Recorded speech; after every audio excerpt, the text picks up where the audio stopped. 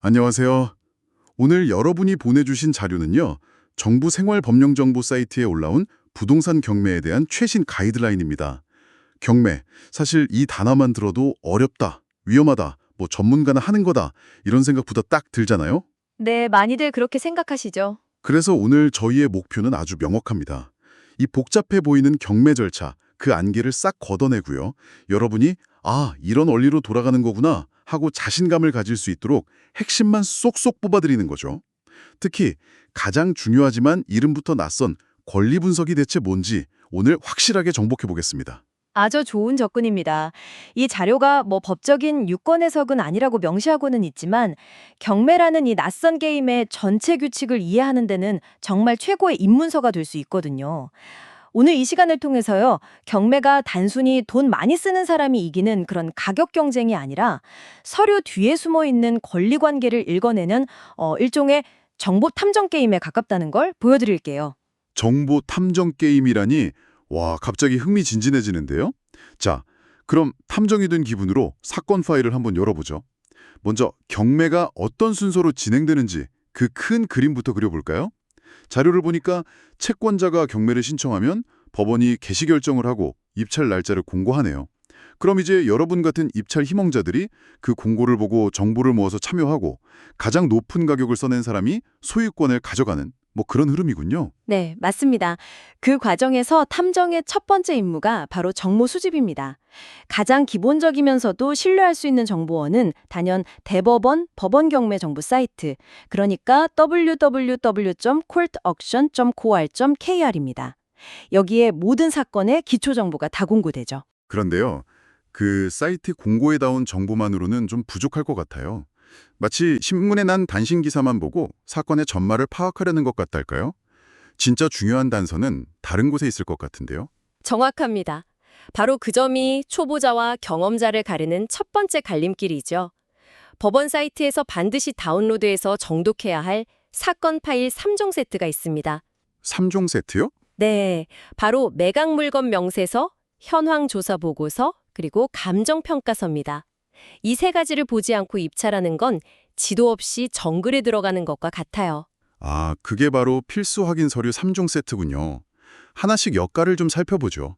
매각물건 명세서는 보아하니 이 물건의 신분증 같은 거네요. 주소나 면적 같은 기본 정보에 더해서 누가 살고 있는지, 그리고 가장 중요한 낙찰받아도 사라지지 않고 내가 떠안아야 할 위험한 권리가 있는지를 알려주는 일종의 경고등 역할을 하는군요. 맞습니다. 만약 이 서류에 인수해야 할 선순위 임차권 있음 같은 문구가 적혀 있다면 그건 정말 빨간불이 켜진 거죠. 다음으로 현황조사 보고서는요, 법원의 집행관이 직접 현장에 나가서 찍은 현장 사진이라고 생각하시면 쉽습니다. 건물이 어떻게 생겼는지, 누가 살고 있는지, 또 임차인이 있다면 보증금은 얼마라고 주장하는지 이런 것들을 조사한 생생한 기록이죠. 그럼 마지막 감정평가서는 이 부동산의 공식적인 몸값 보고서겠고요. 네, 단순히 이 집은 5억 원 이렇게 끝나는 게 아니고요. 왜 5억 원으로 평가했는지, 주변 시세는 어떻고 어떤 장단점이 있는지 그 평가 과정에 아주 상세하게 담겨 있습니다. 그래서 나중에 여러분이 입찰 가격을 정할 때 아주 중요한 기준점이 됩니다. 답을 찾는 과정이 바로 권리 분석이겠네요. 바로 그겁니다. 권리 분석을 한마디로 정의하면 내가 낙찰받은 부동산에 딸려오는 숨겨진 혹이 있는지 확인하는 뭐랄까 외과적인 검사 과정입니다. 예를 들어서 내가 인수해야 하는 선순위 전세권이 있다면 원래 집주인 대신 내가 수억 원의 전세 보증금을 돌려줘야 할 수도 있습니다. 이걸 모르고 싼 값에 샀다고 좋아했다가는 정말 배보다 배꼽이 더 커지는 상황이 벌어지죠. 와, 생각만 해도 아찔한데요? 그럼 이 중요한 권리 분석 대체 어떻게 하는 건가요? 첫 번째 단계는 서류를 더 깊게 파고드는 겁니다. 아까 말씀드린 3종 세트 외에 부동산 등기 기록을 반드시 확인해야 합니다. 이게 바로 그 부동산의 모든 권리 관계가 기록된 일종의 역사책이거든요. 여기에 더해서 건축물 대장 같은 공적 장부들을 비교하면서 서류상 내용이 실제와 일치하는지 교차 확인을 해야 합니다. 그리고 이 서류들을 바탕으로 딱 하나, 말소 기준 권리라는 것을 찾아내면 됩니다. 말소 기준 권리요? 네, 이게 바로 권리 분석의 핵심 열쇠이자 모든 것을 정리해주는 마법의 기준점입니다. 말소 기준 권리. 그게 뭔가요? 부동산 등기 기록을 보면 시간 순서대로 여러 권리들이 설정되어 있습니다. 근저당권, 가압류, 담보가 등기, 경매 개시 결정 등기 같은 것들이죠. 이 권리들 중에서 날짜가 가장 빠른, 즉 제일 먼저 등기된 권리가 바로 말소 기준 권리가 됩니다. 아, 그러니까 일종의 리셋 버튼 같은 거네요. 등기부에 복잡하게 얽힌 권리들 중에서 이 기준점, 즉 리셋 버튼을 딱 누르면 그 뒤에 줄줄이 붙어있던 문제들이 싹 정리된다는 말씀이시죠? 정확한 비유입니다. 리셋 버튼. 와, 이거 정말 핵심인데요? 원칙은 아주 간단합니다.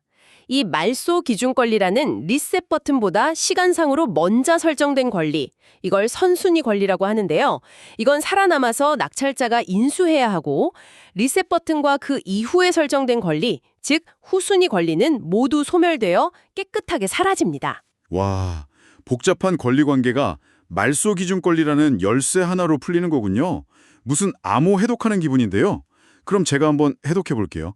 자료에 나온 사례인데 만약 1순위가 저당권이고 2순위가 임차권이면 어떻게 되죠? 아주 좋은 예시입니다. 어떻게 될까요? 저당권이 말소 기준 권리가 될 수 있는 권리 중 가장 빠르니까 이게 리셋 버튼이 되겠네요. 그럼 이 저당권 자신도 사라지고 그 뒤에 있는 2순위 임차권도 따라서 소멸. 결국 제가 인수할 권리는 하나도 없는 깨끗한 집이 되는 거군요. 맞나요? 완벽하게 이해하셨습니다. 그럼 조금 더 어려운 문제. 1순위가 지상권, 2순위가 저당권, 3순위가 지역권이라면요? 여기서 리셋 버튼은 2순위 저당권이겠네요. 지상권은 리셋 버튼이 될 수 있는 권리가 아니니까요. 그렇다면 리셋 버튼보다 앞에 있는 1순위 지상권은 제가 그대로 떠나야 하고 리셋 버튼인 저당권과 그 뒤에 있는 3순위 지역권은 모두 소멸한다. 와, 이거 재밌는데요? 네. 그 원칙을 이해하셨다면 절반은 오신 겁니다. 하지만 세상 모든 일이 그렇듯 진짜 실력은 예외를 아는 데서 갈리죠. 항상 이 원칙대로만 움직이진 않거든요. 예외요? 어떤 예외들이 있나요? 당장 알아야 할 것 같은데요. 첫 번째 예외는 전세권의 변심입니다. 방금 원칙대로라면 말소 기준 권리보다 앞선 1순위 전세권은 낙찰자가 인수해야 하잖아요. 네, 그렇죠. 그런데 만약 그 전세권자가 법원에 저도 경매대금에서 돈 나눠주세요 하고 배당 요구를 신청하면 인수 대상이었던 전세권이 갑자기 소멸하는 것으로 운명이 바뀝니다. 아, 전세권자 본인의 선택에 따라 결과가 달라지는 거군요. 맞습니다. 이건 꼭 확인해야겠네요. 또 다른 예외는요? 등기 순서와 상관없이 무조건 인수해야 하는 일종의 절대 강자들이 있습니다. 바로 유치권, 법정지상권, 분묘기지권입니다. 특히 유치권이 무서운 이유는 등기 기록에 나타나지 않는 경우가 태반이라 서류만 봐서는 절대 알 수 없다는 겁니다. 잠깐만요. 그건 좀 무서운데요. 유치권 같은 건 등기에도 안 나온다는 건 작정하고 속이려고 하면 초보자는 그냥 당할 수밖에 없다는 뜻 아닌가요? 이걸 피할 수 있는 현실적인 팁 같은 게 있을까요? 아주 중요한 질문입니다. 그래서 현장 조사가 필수적인 겁니다. 공사대금을 못 받았다면서 건물 출입문에 플래카드를 걸고 점유하는 유치권은 현장에 가봐야만 그 흔적을 발견할 수 있거든요.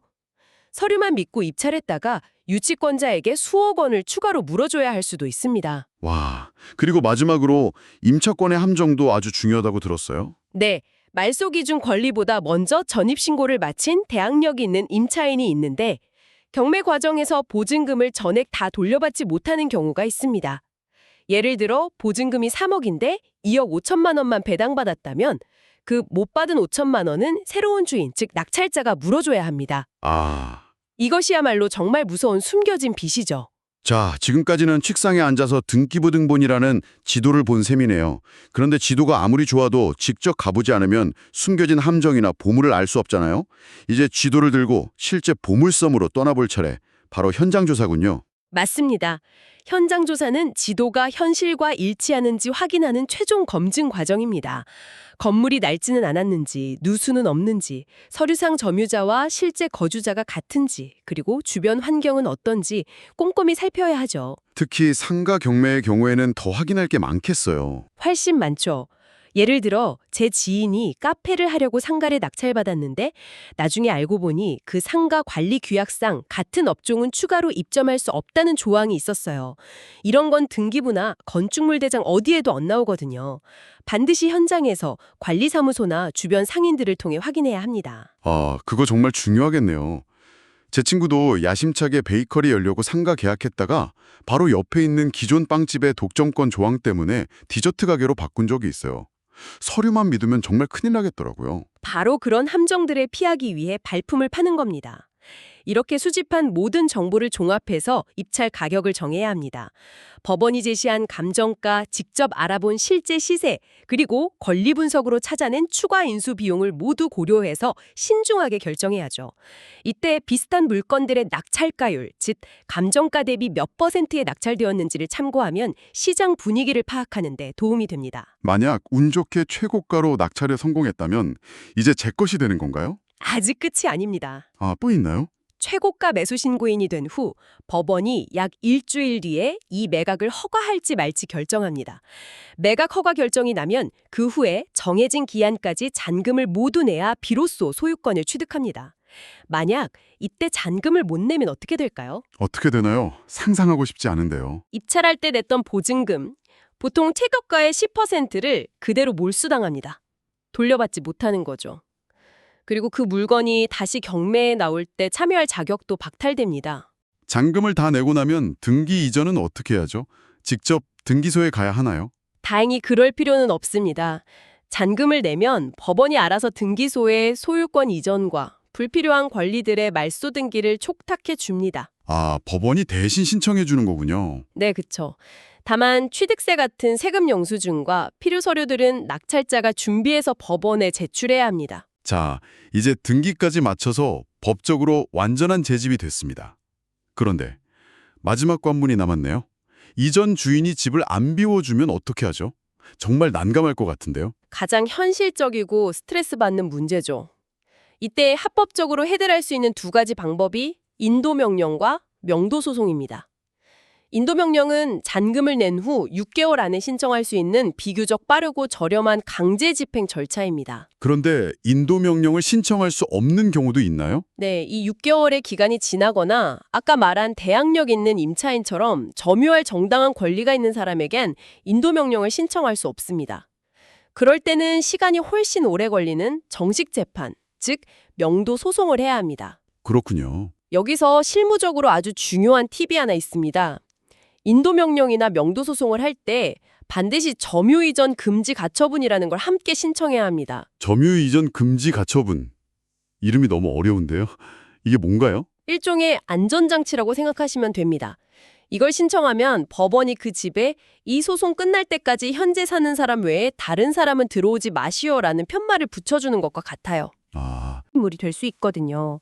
다시 B를 상대로 처음부터 싸워야 하는 황당한 상황이 벌어지는 거죠. 오늘 부동산 경매의 시작부터 끝까지 그야말로 깊이 파봤는데요. 듣고 보니 경매는 단순히 싸게 사는 기술이 아니라 서류와 현실의 퍼즐 조각을 맞춰가며 숨겨진 위험은 없는지, 내가 지불할 진짜 가격이 얼마인지 판단하는 종합적인 분석 능력이 중요하다는 생각이 듭니다. 맞습니다. 말소 기준 권리라는 이 리셋 버튼의 원칙을 이해하는 것이 첫걸음이지만 유치권처럼 원칙을 벗어나는 예외적인 권리들을 놓치지 않는 그 세심함이 성공적인 투자의 핵심입니다. 서류를 통해 분석하고 현장을 통해 확인한다. 이 두 가지를 모두 해내는 것이 철칙이죠. 오늘 저희가 살펴본 자료는 경매의 법적, 절차적 위험을 다루는 데 초점이 맞춰져 있었는데요.